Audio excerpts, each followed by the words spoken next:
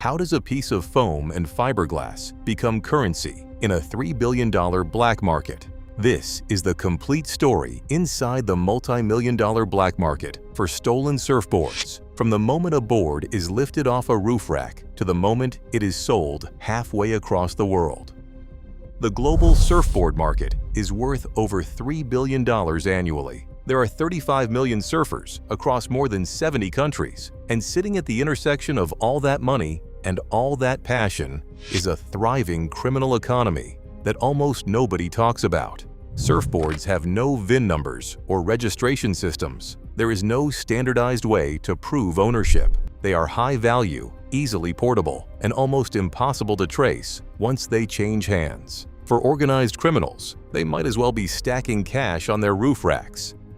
Let's start with the numbers that make this market so attractive. A standard new surfboard runs anywhere from $400 to $1,000, but that's the floor. Vintage boards from legendary shapers routinely sell for thousands. A Bing new Haiwa nose rider in decent condition fetches up to $1,500. Mint condition, double that. A lightning bolt Jerry Lopez board carried an estimated value of $5,000 to $8,000 at auction. And true collectibles, the kind wealthy collectors display on walls like fine art, have sold at California auctions in the tens of thousands, with one vintage board hitting nearly $40,000. Houses like Christie's and Sotheby's have both handled high-end surf memorabilia, reflecting just how seriously the collector market has matured. Then there's the luxury tier. Chanel has been putting surfboards on the runway since Karl Lagerfeld first paired one with a sequined suit jacket at the Spring and Summer 1990 show. Today, a Chanel carbon fiber surfboard bearing the iconic CC logo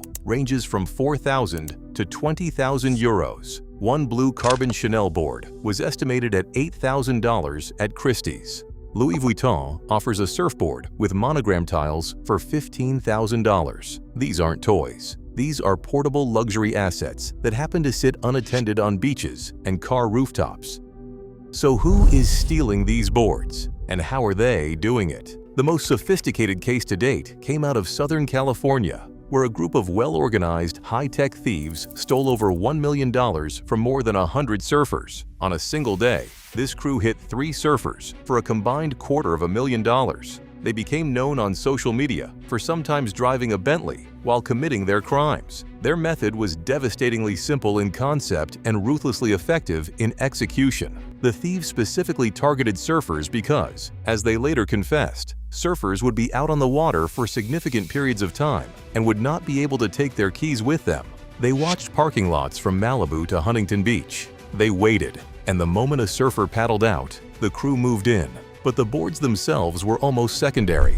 These criminals were after everything. Once they had car keys, they had access to phones, wallets, and identities. One member of the ring, a Moroccan national named Moundir Camille, who was in the US illegally and had previously served time for bank robbery, was able to hack the facial recognition software on stolen phones and gain access to every app inside. They would empty bank accounts, investment holdings, and crypto wallets. When credit card companies called to verify suspicious purchases at stores like Chanel or the Apple Store, the thieves simply answered the stolen phone and approved the charges. The operation was eventually brought down not by law enforcement alone, but by the surfers themselves. Surf filmmaker Logan Doolian, known as Chucky, became a victim in August 2024 when his car key was stolen from a side yard in Newport Beach while he was in the water. But Doolian didn't just file a police report. He started investigating. He connected with other victims and built a case. As he later told reporters, the surf community is one tribe. Everyone doesn't get along, but at the end of the day, if someone's drowning, we're going to do whatever we can to save them. By March 2025, the story had reached CNN, with Doolian appearing on Anderson Cooper 360. Daniel Castillo, a key member of the ring who already had 3 felonies and a homicide charge, now faces 30 charges, including grand theft and fraud.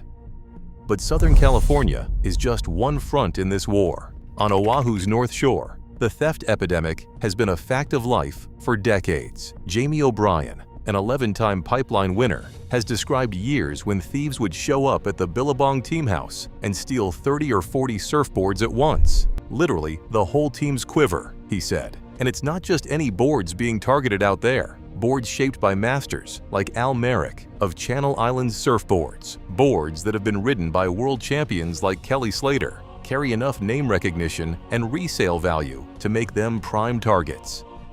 In October 2025, one of O'Brien's own boards was stolen right off the wall of his Waikiki surf school. Security cameras caught a young man walking out with it, flanked by two friends. O'Brien posted the footage to his 1.3 million followers with a message that was more mentorship than vengeance. "Please help me identify these kids," he wrote. "I'd honestly like to sit down with them and their parents because this kind of behavior needs to be addressed now before it becomes a pattern." It took roughly an hour for one of the kids to reach out and apologize. On a small island, there aren't many places to hide when 1.3 million people are looking. Pro surfer Sierra Kerr experienced an even more brazen hit. Thieves broke through the fence at the back of a WSL competition house and started shoving boards through the gap. 5 boards belonging to Kerr and a spear owned by Balaram Stack, all gone in minutes. Now, once a board is stolen, where does it go? This is where the black market infrastructure reveals itself. In 2016, 60 surfboards believed stolen from the Southern California area were turned into a second-hand dealer on the East Coast called Board Grab. 60 boards from one region shipped across the entire country. The dealer grew suspicious, photographed the merchandise, and flagged it. But for every dealer who catches something, how many don't? Online marketplaces like Facebook Marketplace, eBay, and Craigslist make it trivially easy to list and sell a stolen board within hours. Once a product enters secondary resale markets, tracing items back to their original theft locations becomes, as investigators put it, significantly more difficult. Some boards travel even farther. In February 2018, a surfer named Doug Falter lost his beloved board in Hawaii. 2 years later, it surfaced over 5,000 miles away in the Philippines, in the hands of a schoolteacher named Giovanni Branzuela, who had bought it from a fisherman to learn how to surf. Falter's response was gracious. "As bummed as I was when I lost it," he wrote on Instagram, "now I am happy to know my board fell into the hands of someone wanting to learn the sport."